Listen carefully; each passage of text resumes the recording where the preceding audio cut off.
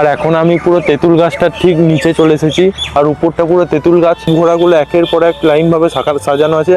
আর এই সাইডের সামনে ঘোড়াটা অনেকটাই বড় আছে, সমান মাপেই দিতে হবে সেটা কোনো মানে নেই গাইস, কারণ এখানে একদম ছোট্ট ঘোড়াও আছে আবার অনেক বড় ঘোড়াও আছে। Hey guys, welcome back to the channel.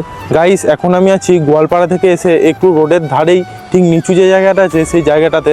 R guys, এটা ঠিক গ্রামটার পাশেই। আর আমি এখন যেখানে দাঁড়িয়ে আছি এখানে একটা বিরাট বড় তেঁতুল গাছও আছে। আর তেঁতুল গাছটা গাইস বিরাট বড়, আর নিচটায় এতটা মোটা। আর গাইস, গাছটা অনেকগুলো ডাল, অনেক শাখা পোশাখা, আর চারিদিকে ছাওয়া হয়ে আছে শুধুমাত্র গাছটার জন্য।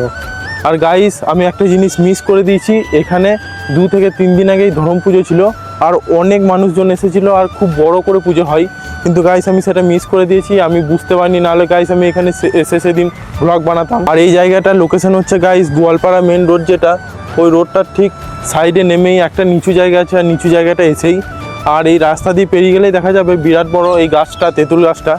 আর ঠিক এর পাশেই একটা কুণ্ডু আছে যেখানে জল ভরা হয়। এখন সেখানে গেট দেওয়া আছে, যাওয়া হবে না। আর যদি প্রবেশ করা হতো তাহলে আমি সেটা তোমাদেরকে দেখাতাম, কিন্তু গাইস এখানে পুরোটা একটু ছাওয়া টাইপের হয়ে আছে। আর ধরম পুজোর সময় গাইস এখানে অনেক লোকজন হয়। এই পুরো যে ফাঁকা জায়গাটা আছে পুরোটা পাশে মাঠ আছে, এই সাইডে রোড আছে, আর রোডের নিচে এই জায়গাটার পাশেই পুরো ফাঁকা মাঠ, আর কোনো কিছু নেই। তারপর অনেকটা দূর যাওয়ার পর বাড়ি আছে। আর ঠিক এই যে রোডটা আছে এই রোডটা সোজাই গেলে গোয়ালপাড়া স্কুল আর গোয়ালপাড়া গ্রামটা পড়ে। আর এইখানটা কিছুটা গেলেই ধনিকতলা, যেটা আমি তোমাদেরকে অনেক আগে একটা ভিডিওতে দেখিয়েছিলাম যে ধনিকতলা মন্দিরটা কেমন বা ধনিকতলা জায়গাটা কেমন। তো 1 জানুয়ারির সময় আমি যদি ধনিকতলা যাই তো ধনিকতলাটা আমি তোমাদেরকে ভালো করে কভার করে দেখিয়ে দেবো।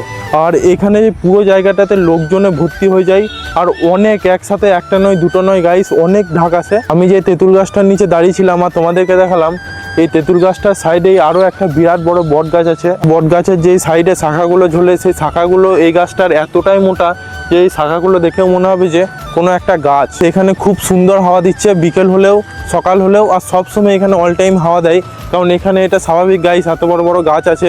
আর এটা পুরো মাঠের ঠিক শেষেই চলছে।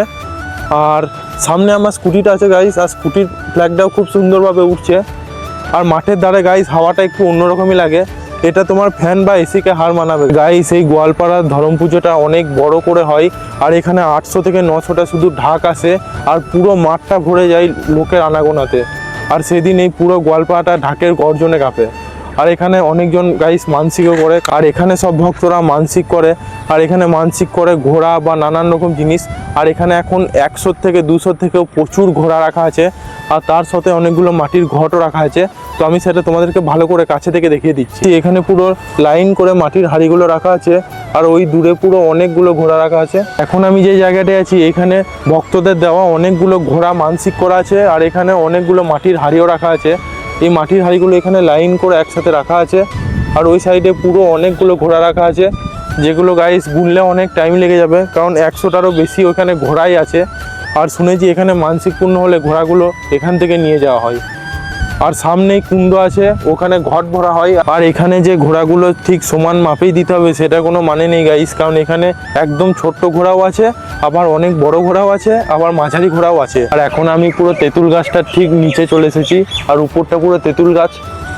আর এখন আমি ঠিক ঘোড়াগুলোর সামনেও আছি, আর এখানে সব ঘোড়াগুলো একের পর এক লাইনভাবে সাজানো আছে।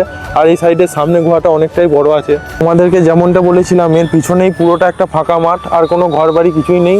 আর সামনে একটা ছোট্ট পুকুরের মতো করা আছে, কিন্তু এখানে পুরোটাই পুরো ফাঁকা, আর অনেক হাওয়া আসছে। তবে গাইস, আমি তোমাদেরকে এই ধরম পুজোটা না দেখাতে পারলেও সামনে আমাদের কঙ্কালী মেলা আসছে, তো কঙ্কালী মেলাটা ভালো করে তোমাদেরকে দেখাবো। সেখানে পুজো থেকে শুরু করে কেমন ডেকোরেশন করা হয়েছে, কেমন কি প্রোগ্রাম হচ্ছে, কেমন এনজয় করছি বা ঘুরছি, তোমাদেরকে আমি পুরোটাই শেয়ার করব। আর এই পুজোটা আমি হয়তো এখন তোমাদেরকে দেখাতে পারলাম না, কিন্তু গাইস পরের বছর আমি তোমাদেরকে ভালো করে দেখাবো। আর কঙ্কালী মেলাটা 1 দিন 2 দিন নয় গাইস, কয়েকদিনই হয়। তো আমি যতদিনই যাব ততদিনের ব্লগটা আমি তোমাদেরকে ভালো করে বানিয়ে দেখাবো। আর এই গোয়ালপাড়াটা গাইস আমাদের বাড়ি থেকে অনেকটা দূর নয়, কিন্তু কিছুটা দূর। আর এখান থেকে আসতে মোটামুটি 5 থেকে 6 মিনিট লাগবে যদি গাড়িতে আসি, আর যদি সাইকেলে আসি তাহলে গাইস 10 মিনিট লাগতে পারে। আর কালকে যে এখানে গেছিলাম সুরুল রাজবাড়ি, ওখানে অনেকগুলো ঘোড়া ছিল। আর এই জায়গাটার একটা ভালো ব্যাপার হচ্ছে গাইস, সামনে পুরো গোয়ালপাড়া মেন রোড, তো ওই রোড দিয়ে যারাই পেরিয়ে যায় তারাই একবার হলেও এই ধরম ঠাকুরকে প্রণাম করেই যায়। তবে যারা জানে না তারা হয়তো প্রণাম করে না, কিন্তু যারাই এখানকার বাসিন্দারা থাকে বা যারা এই জায়গাটা সম্বন্ধে জানে তারা একবার হলেও এখানে প্রণাম করে যায়। আর আমিও যতবারই যাই ততবার প্রণাম করেই যাই। কিন্তু অনেক আগে আমি জানতাম না যে এই জায়গাটাতে কোনো ধর্ম পুজো হয়, বাট গাইস আস্তে আস্তে আমি জেনেছি। আর এই বছর পুজোটা মিস হয়ে গেল, আমি তোমাদেরকে দেখাতে পারলাম না। তবে রাত্রিবেলাতে এই রোডটা হয়ে পেরিয়ে গেলে এই জায়গাটা বোঝা যাবে না, কারণ এখানে কোনো লাইট নেই গাইস। রাত হয়ে গেলে এখানে পুরো অন্ধকার হয়ে যাবে, কিন্তু দিন হয়ে গেলে এখানে অনেক আলো আর অনেক হাওয়া। আর রাত্রিবেলাতে হাওয়া দেয়, কিন্তু গাইস রাতের বেলাতে সেরকম কেউ আসে না। আর এর সামনেই বাঁধানো ঘাটটা আছে, আর এটাই কুণ্ডু এই জায়গাটার, এখানেই ঘট ভরা হয়। কিন্তু গাইস সব দিক থেকে এখানে তালা মারা আছে, নাহলে আমি ভিতরে গিয়ে তোমাদেরকে দেখাতাম যে কেমন এই জায়গাটা। গাইস আজকে ব্লগটা আমি আর বেশি বড় করব না, কারণ আমাকেও বাড়ি ফিরতে হবে। ভিডিওটা ভালো লাগলে একটা লাইক করে দিও, আর চ্যানেলে নতুন হয়ে থাকলে চ্যানেলটা সাবস্ক্রাইব করে দিও। আজকে ব্লগটা এখানে এন্ড করছি, দেখা হবে নেক্সট ব্লগে। টাটা।